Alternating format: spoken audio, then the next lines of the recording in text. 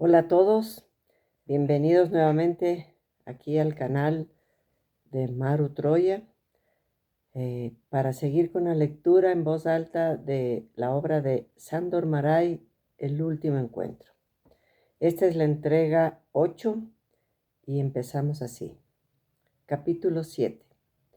Uno siempre conoce la verdad, la otra verdad, la verdad oculta tras las apariencias, tras las máscaras, tras las distintas situaciones que nos presenta la vida.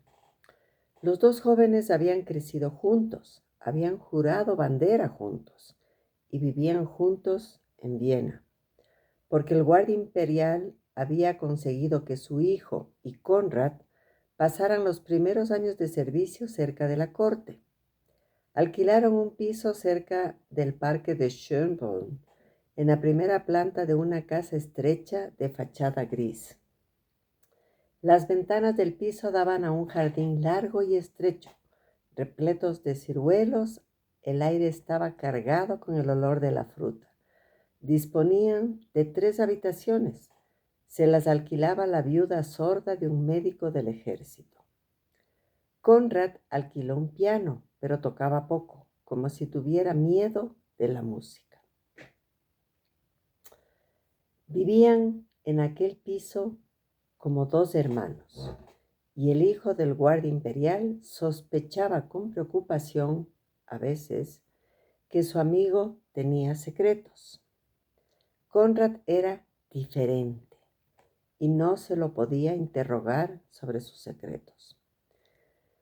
Siempre estaba tranquilo, nunca discutía. Vivía, se relacionaba con sus compañeros, se movía por el mundo como si el servicio militar no acabase nunca, como si la vida entera fuera una disciplina, un servicio, no solamente durante el día, sino también por la noche.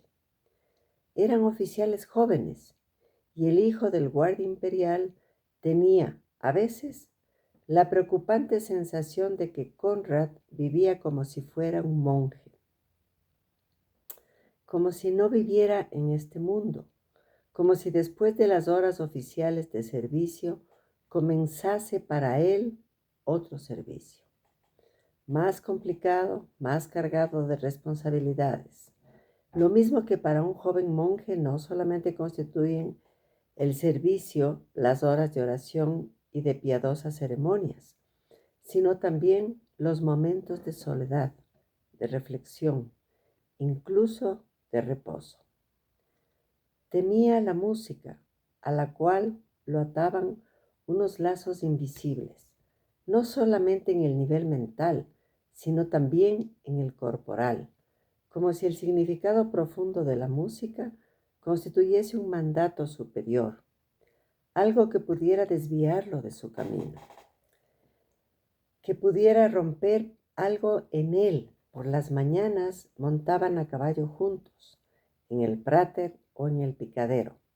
Luego Conrad cumplía con el servicio, regresaba a su casa del barrio de Hietzing y a veces pasaba semanas enteras sin salir por las noches. En aquella casa vieja todavía se utilizaban velas y lámparas de petróleo para la iluminación. El hijo del guardia imperial volvía casi siempre después de medianoche. Llegaba de algún baile, de alguna fiesta, y ya desde la calle veía en la ventana de su amigo la luz tenue, irregular y acusadora de las velas. En la señal luminosa de aquella ventana había algo de reproche. El hijo del guardia imperial le entregaba una moneda al cochero.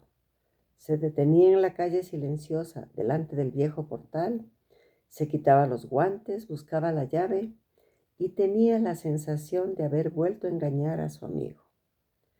Llegaba del mundo exterior, donde sonaba la música en los restaurantes, en las salas de baile, en los salones del centro de la ciudad, aunque se trataba de una música distinta de la que su amigo prefería. Esa música sonaba para que la vida fuera más placentera, más festiva, para que brillaran los ojos de las señoras, para que chispeara la vanidad de los caballeros. Para esto sonaba la música en los sitios donde el hijo del guardia imperial gastaba las noches de su juventud.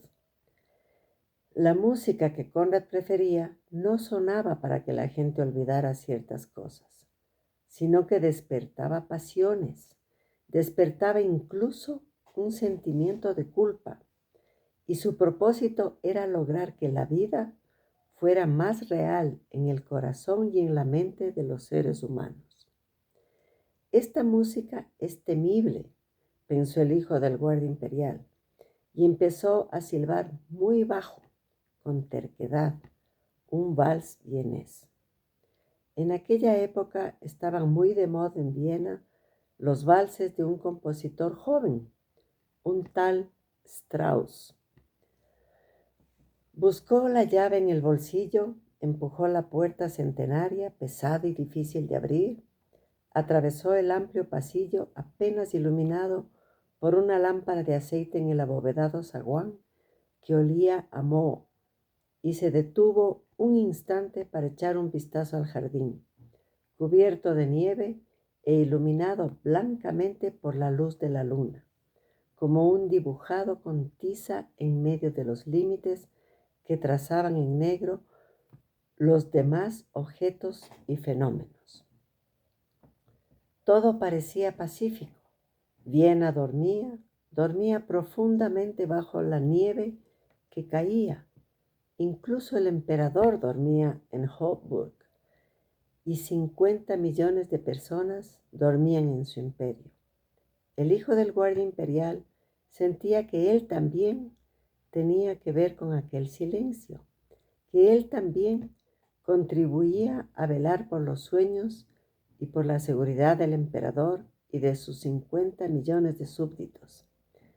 Incluso, aunque no hiciera otra cosa que llevar su uniforme con dignidad, frecuentar la alta sociedad, oír valses, beber vinos franceses y charlar con las señoras y los caballeros sobre los asuntos que ellos esperaban de él. El hijo del guardia imperial sentía que estaba obedeciendo órdenes superiores, muy apremiantes, órdenes escritas y no escritas, y que esta obediencia era la misma, estuviera donde estuviese, en el cuartel, en el campo de tiro, en los salones, que siempre estaba de servicio. Su seguridad se apoyaba en esta base, como la de 50 millones de personas. Sabía que el emperador se acostaba antes de medianoche y que se levantaba con el alba, que se sentaba al lado de su escritorio a la luz de una vela, en su butaca americana y de mimbre, y que todos los que le habían jurado fidelidad obedecerían siempre aquellas órdenes, aquellas leyes y aquellas costumbres que regían su vida. Naturalmente, esta obediencia era algo más profundo que el respeto a unas cuantas reglas. Había que llevar la obediencia en el corazón. Esto era lo más importante. Había que tener la convicción de que todo estaba en su sitio. Tenía 22 años por entonces, el hijo del guardia imperial y su amigo. Vivían en Viena, eran jóvenes oficiales. El hijo del guardia imperial subió la escalera silbando los acordes del vals, muy bajo. Todo el edificio tenía un ligero olor a moho. Las habitaciones, la escalera y también un olor dulzón, un olor a fruta enconfitada. Aquel invierno los carnavales brotaron en Viena con la rapidez de una leve epidemia de alegría. Había bailes todas las noches en los salones blancos y dorados, iluminados por las llamas oscilantes de las lámparas de gas que temblaban como alas de mariposa. Nevaba mucho y los cocheros transportaban a los amantes bajo la nieve sin hacer ruido. Toda Viena bailaba bajo la nieve, y por las mañanas el hijo del guardia imperial iba al viejo picadero, para contemplar los ejercicios de los jinetes españoles y de los blancos caballos lipizanos, de pura raza. Había algo vivo, semejante en los cuerpos de los jinetes y de los caballos, una especie de elegancia y de nobleza compartida, un sentimiento de gozo y de ritmo, mezclado con un ligero sentimiento de culpa, de la misma manera que sucede en la conciencia de cualquier alma antigua y cuerpo noble. Después daba largos paseos, pues era joven. Se detenía delante de los escaparates del centro de la ciudad, en la parte de la avenida principal, donde los jóvenes observaban a las señoras y señoritas. Los viejos cocheros y los camareros de cierta edad lo reconocían porque se parecía a su padre. Viena era como una gran familia, el imperio también, con los húngaros, los alemanes, los moravos, los checos, los serbios, los croatas y los italianos. Y en esta gran familia todo el mundo tenía la sensación secreta de que en medio de los deseos de aventura, las predisposiciones, las pasiones solamente el emperador era capaz de mantener el orden. El emperador, que era a la vez un sargento jubilado, y su majestad un simple funcionario y un gran señor, un rústico y un soberano. Viena rebosaba alegría. En las céntricas cervecerías abovedadas con olor a amor se servía la mejor cerveza del mundo, y con las campanadas del mediodía las calles se llenaban de olor a goulash, y entonces todo desprendía un sentimiento afable y jovial que colmaba las calles, que colmaba las almas, como si la paz del mundo fuera a durar eternamente. Las señoras llevaban manguitos negros de piel, sombreros adornados con plumas, y bajo los copos de nieve sus naricitas y sus ojitos brillaban escondidos detrás de sus velos. A las 4 de la tarde se encendían las lámparas de gas en todos los cafés y comenzaba a servir el café con nata, ocupando los militares y los funcionarios sus mesas, ya reservadas.